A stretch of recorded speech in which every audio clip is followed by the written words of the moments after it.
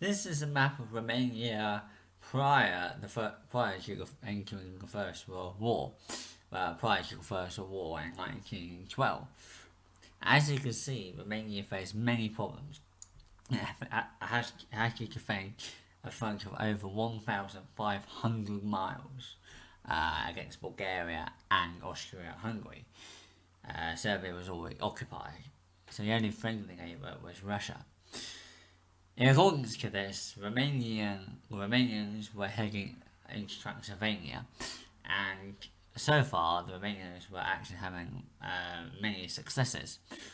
But it was Mackensens' Danube army that was crossing into Romania from the south that actually caused the alarm for the Romanian High Command, particularly the seizure of the Romanian fortresses of Silesia and Kirkisia. The fall of Kirkaya, or Kirkukan in Bulgaria, really did manage to crack the Romanian morale. And in Bucharest, it was feared that Mackensens' army could enter Bucharest at any moment. General Averescu, a popular commander who had favour with the king, was called to actually launch an offensive against the Central Powers in the south. Averescu came up with the Flămânda offensive. His offensive was to actually launch a surprise attack across the Danube near Oltenița, and if it was successful, to link up the Romanians and Russians from Dobruja to catch Mackensens' army in a pincer movement. This was to be a very ambitious move on General Averescu's part, for he underestimated the strength of the Danube army, and he also like before, when Romania went to Transylvania, the Romanians seriously underestimated their strength, and mobilization, as one German military attaché before he left Bucharest said, it severely weakened the Romanian army. It weakened a good, respectable army. And the Romanians, to complete such an offensive across the Danube, the Romanians needed superior naval power.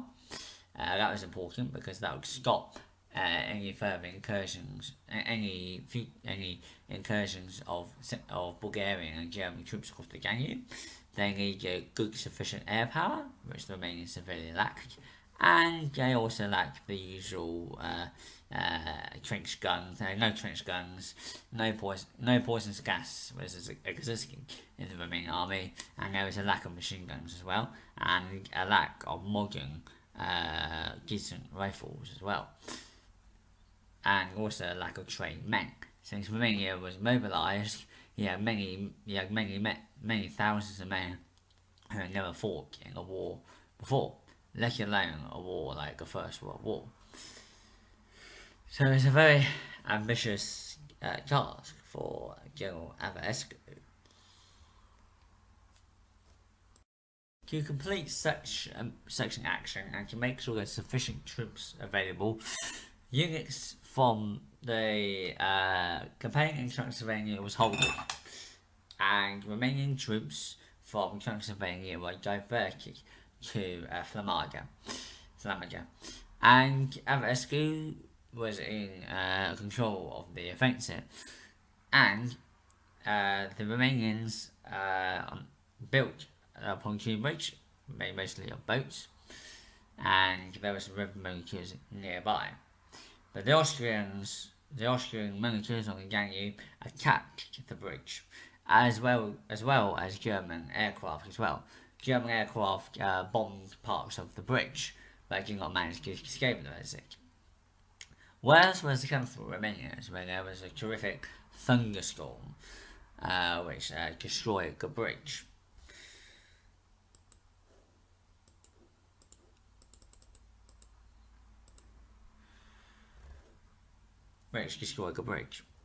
And there was worse weather when the offensive was coming to conclusion. But the Germans the Germans managed to repulse all Romanian attacks, and under Mackensens' leadership, the offensive across the Ganges, the Flămânda offensive failed because Flămânda offensive failed because the Romanians were short of guns to support. They had absolutely no aircraft superiority whatsoever, and the Germans reigned supreme in the air. In this modern age of warfare, the Romanians didn't need sufficient air power, which the Romanians severely lacked. The Romanian Air Force was quite small. But also, the Austrian managers attacked the bridge completely. That and a disorganisation of Romanian supplies as well, which impeded the offensive. The offensive turned out to be a catastrophe and turned into a farcical illusion. The Romanian public was their morale was further disheartened by the failure of the offensive. But also the Russians were no help either, and they failed to actually attack and support the offensive, which stalled, and the bridge came heavily under fire from German aircraft.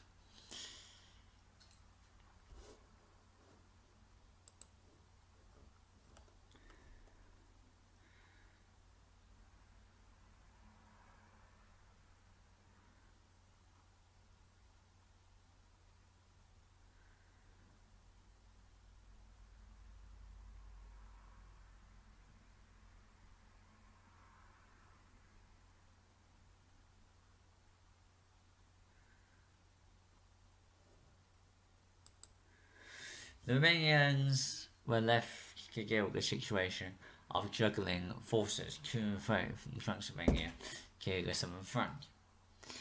But as the weeks went by, the situation for Romania would get worse and worse, and only stiff resistance would contemplate the invaders' slow march into Romania.